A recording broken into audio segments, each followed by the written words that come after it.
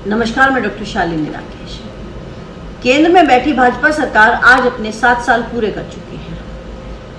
उस 7 साल को अगर हम अपनी नज़र से देखते हैं तो हम उसे 2 भागों में बांट करके देखेंगे कि इसमें सरकार को क्या मिला और जनता को क्या मिला।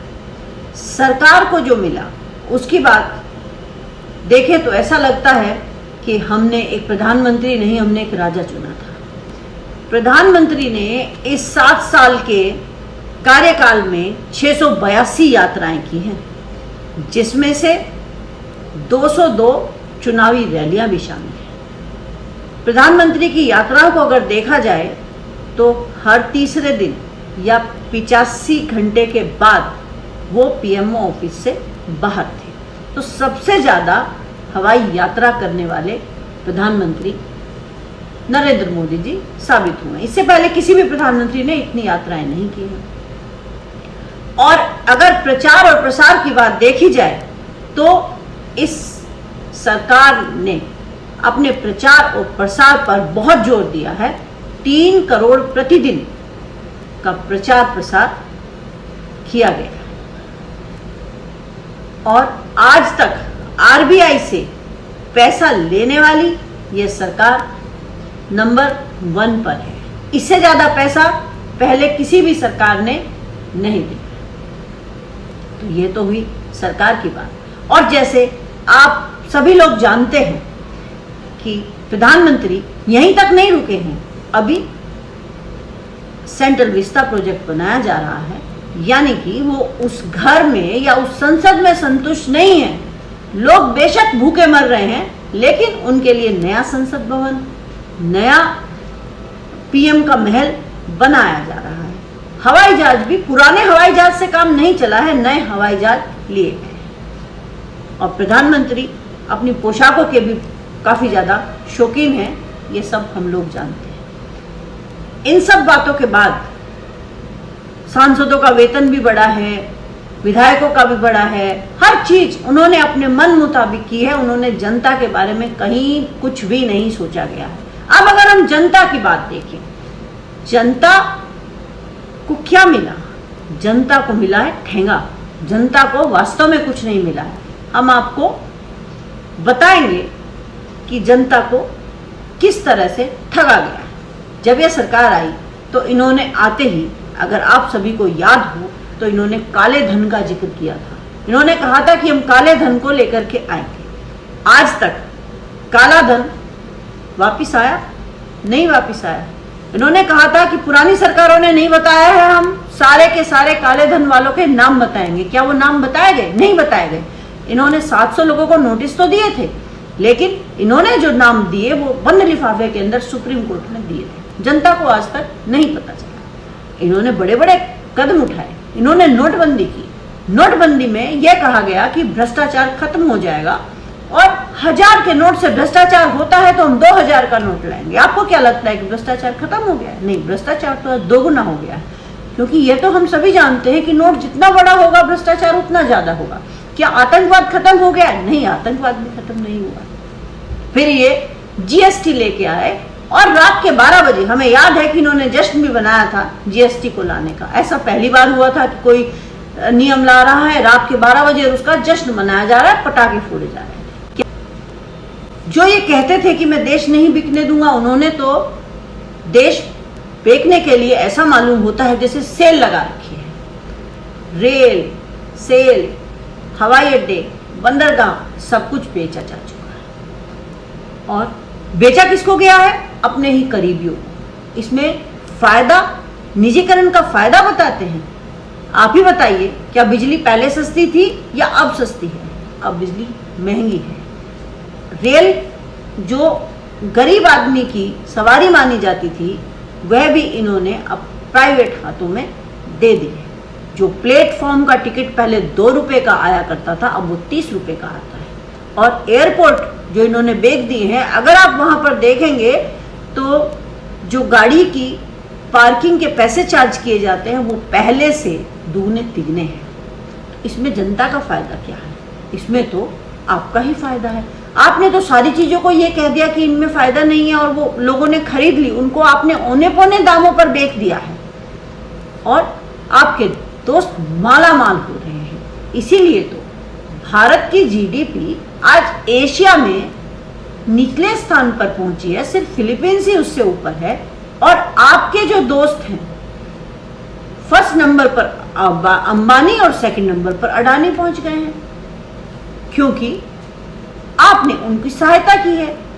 आज तो भारत वही लोग चला रहे हैं।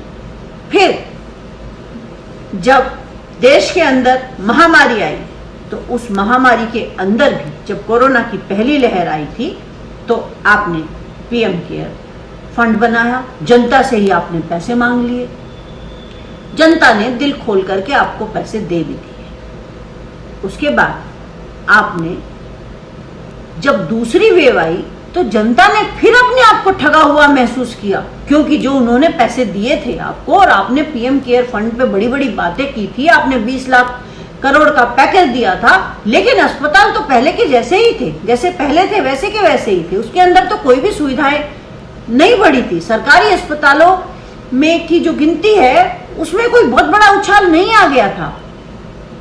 और हद तो तब हो गई जब यहाँ पर लोगों को जीने के लिए ऑक्सीजन तक मुहैया नहीं हो रही थी। जब आप कोरोना को ताली थाली दिए और गो कोरोना के नारे से भगा रहे थे और भक्त लोग गोमूत्र और गोबर न जाने क्या क्या लगा भी रहे थे, लेकिन कोरोना तो गया नहीं। सेकेंड वेव के अंदर वो जाना भी नहीं था।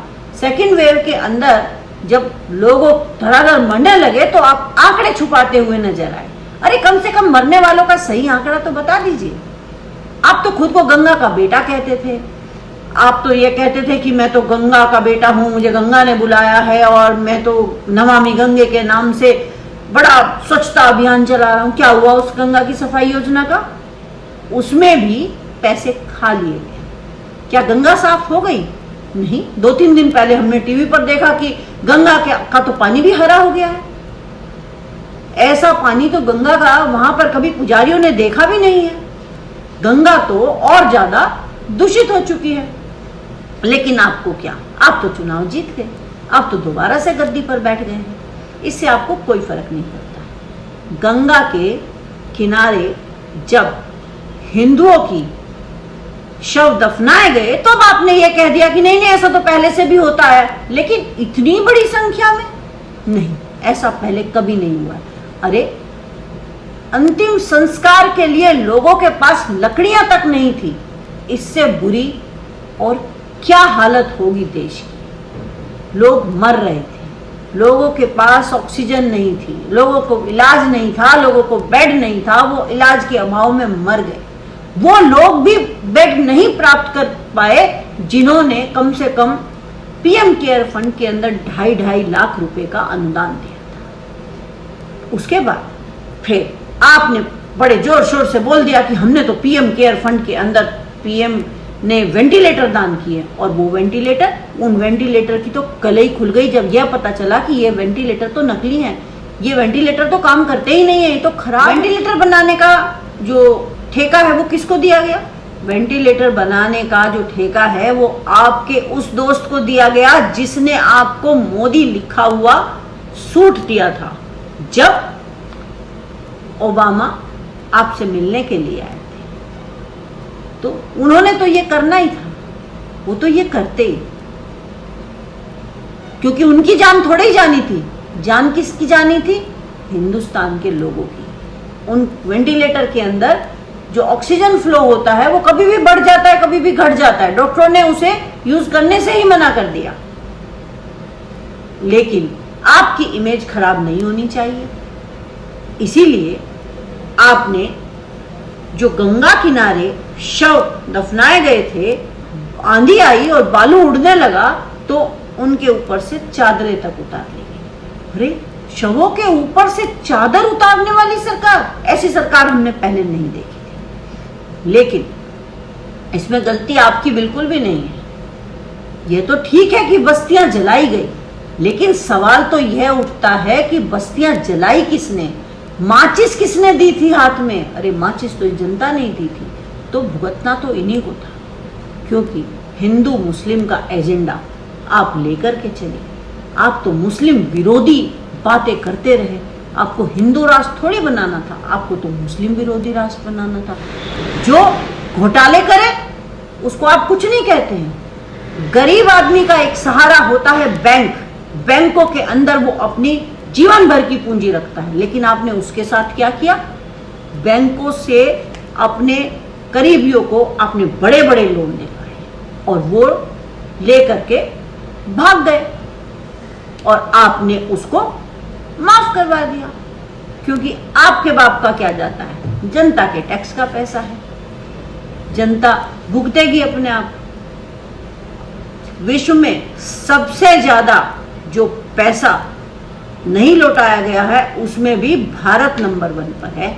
9.5% है जो पैसा नहीं लौटाया गया है। बाकी देशों में किसी में 1% हो गया, किसी में 1.5% हो गया, किसी में 0 पॉइंट कुछ हो गया। इतना थोड़ी होता है। गरीब आदमी को आप कहते हैं हमने मुद्रा योजना के अंदर लोन दिए। अगर आपने मुद्रा योजना के अंदर लोन दिए थे तो फिर लोग बेरोजगार क्यों हैं?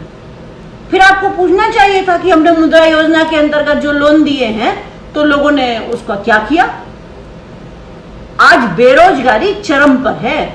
बेरोजगारी भी आज 17% तक पहुंच चुकी है, जो शायद विश्व में सबसे ज्यादा है। और आपने वादा किया था कि आप 2 करोड़ रोजगार देंगे, लेकिन पिछले 7 सालों में तो 11 करोड़ लोगों की नौकरियां चली गई हैं। सरकारी नौकरी तो आपने दी ही नहीं है, ये तो सबसे कम दी गई है। और फिर लास्ट में वही है कि गलती किसकी है? गलती तो इस जनता की है, तो भुगतना तो जनता को ही है। आपका कुछ नहीं जाता है। आपको सिर्फ जनता को उल्लू बनाना था, अपने लोगों का भला करना था। लेकिन आज मैं दावे के साथ कह सकती हूं कि भारत के प्रत्येक व्यक्ति के मन में एक क्वेश्चन मार्क है कि आखिर क्या हुआ, उसे क्या मिला। इस सरकार में इस पिछले 7 साल में एक भी आदमी आपको जनता से ऐसा नहीं मिलेगा जो खुश हो। वो ये कहेगा कि मुझे इस सरकार के आने से ये फायदा। आप कहते थे make in India. Make in India के अंदर क्या मिला? मेक इन इंडिया के अंदर हमें नफरत मिली, बाकी हमें कुछ नहीं मिला। कितने लोग लिंचिंग में मार दिए गए? क्या पहले ऐसा होता था? नहीं होता था। आपके आने के बाद हिंदू मुस्लिम झगड़ों में बढ़ोतरी हुई है। लोग मर गए, भीड़ तंत्र के द्वारा लोग मार दिए गए और किसी को सजा नहीं मिली है, ना ही मिलेगी। बल्कि जो जेल से बाहर आते हैं उनका तो महिमा मंडन किया जाता है। ऐसा इस मेरे भारत देश के अंदर हुआ है। महिलाओं की स्थिति बहुत बुरी है। अगर हाथरस कांड देखा जिसने भी, तो उस महिला की आंखों से आंसू आज तक नहीं गिरे। जनता को जब स्वास्थ्य सेवाओं की आवश्यकता थी तो उसे स्वास्थ्य सेवाएं नहीं मिली। और जो शिक्षा के क्षेत्र में आज भारत बिल्कुल पिछड़ा हुआ है। आप चुनाव के लिए आप शिक्षकों की ड्यूटी लगा देते हैं, चाहे शिक्षक मना करें, वो मर जाएं तो मर जाएं। जब वो हो हल्ला करें तो उनको सांत्वना दे दी जाती है कि नहीं नहीं तुम्हें पैसे दे दिए जाएंगे। और आप अगर डिजिटल इंडिया की बातें करते थे तो डिजिटल इंडिया में भी आप फेल हुए, क्योंकि इस कोरोना महामारी के अंदर जब डिजिटल इंडिया था तो उसमें तो सब काम घर से हो सकते थे ना। चलो बाकी भारत के बाकी जगह नहीं हो सकता था, लेकिन दिल्ली तो देश का दिल है, राजधानी है, वहां पर तो हो सकता था।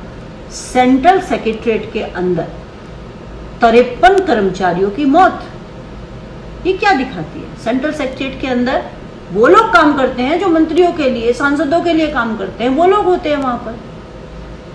तो इसका मतलब आप वहां भी फेल हो गए। आपने जितनी योजनाएं चलाई सारी की सारी योजनाएं सिर्फ कागजों पर थी। स्वच्छता अभियान चलाया गया तो वो दीवारों पर था। स्वच्छता अभियान जमीन में कहीं दिखाई नहीं दिया। बस एक योजना का नाम देना आप भूल गए हैं, वो थी भारत लूटो योजना। भारत को बुरी तरह से लूट लिया गया है। और अगर कोई सवाल पूछे या सवाल उठाए तो आप उसको जेल में डाल देते हैं। मीडिया तो आपने खरीद ही रखा है। अगर अब आदमी सोशल मीडिया पर अपनी बात कहने लगे तो उसका अकाउंट बंद कर दिया जाता है। फेसबुक, इंस्टाग्राम, ट्विटर सब कुछ अब आपके हाथ में है, बंद हो जाता है। ना जाने अब कब हम जैसे लोगों को भी जेल में डाल दिया जाए, कुछ नहीं कहा जा सकता है। लेकिन अगर हमने इस समय में भी आवाज नहीं उठाई तो फिर हमारी यह देशभक्ति किस काम की है? सवाल तो हम पूछेंगे और हमें मालूम है कि आप जवाब दे पाने की स्थिति में नहीं हैं, लेकिन जनता को जागरूक तो हम करेंगे, क्योंकि ये जनता दोबारा से धर्म के बहकावे में आने वाली बिल्कुल भी नहीं है। सावधान हो जाइए। अब जो जनता, टैक्स पेयर जो आपको पैसा दे रहे हैं, अब आगे आने वाले 3 सालों में आप जनता के टैक्स के पैसे को अपनी ऐश आराम के लिए यूज ना करें। जनता के पैसे से जनता को सुविधाएं दीजिए, जनता के लिए अस्पताल बनाइए। आपको चाहिए कि MBBS की जो फीस है, जो प्राइवेट कॉलेज की है, वो कम कर देनी चाहिए, क्योंकि देश के अंदर डॉक्टर बहुत कम हैं। और आपके लिए तो फीस कोई बड़ी बात नहीं है, लेकिन एक आम आदमी वो फीस भी नहीं दे पाता है। जो कारण है वो आपको सोचने चाहिए, उससे आपकी गलतियों पर थोड़ा सा पर्दा डाला जा सकता है। ये क्या कारण है कि MBBS विदेशों में सस्ती और भारत में महंगी? ऐसा क्यों? भारत के बच्चे विदेशों में जाकर के MBBS क्यों करते हैं? क्यों? यहां पर ऐसा क्यों नहीं हो सकता है? आपको ये सब बातें अब ध्यान में लानी होंगी, तभी आपको जनता माफ कर पाए। आप सोचिएगा जरूर कि हम लोगों ने ऐसा राजा क्यों चुना जो सिर्फ अपने बारे में सोचता है। जब जनता को दाने खिलाने की बात आती है तो वो मोर को दाने खिलाने लगता है। अरे हमें मोर को दाने नहीं खिलाने चाहिए, जनता भूखों मर रही है। अवैध शराब से अभी अभी हाल ही में कितने सारे लोग मरे हैं। कालाबाजारी देश में चरम पर है। किसानों की आप सुनते नहीं हैं। किसान कितने समय से आंदोलन कर रहे हैं, लेकिन आपको तो अपने कारपोरेट लोगों का भला करना है। तो यह सरकार ना किसान की है, ना महिलाओं की है, ना ये बच्चों की है, ना ये युवाओं की है। ये सरकार सिर्फ अपने दोस्तों की सरकार है। इस खबर को अभी लाइक करें, शेयर करें, अभी चैनल को सब्सक्राइब करें और घंटी जरूर दबाएं।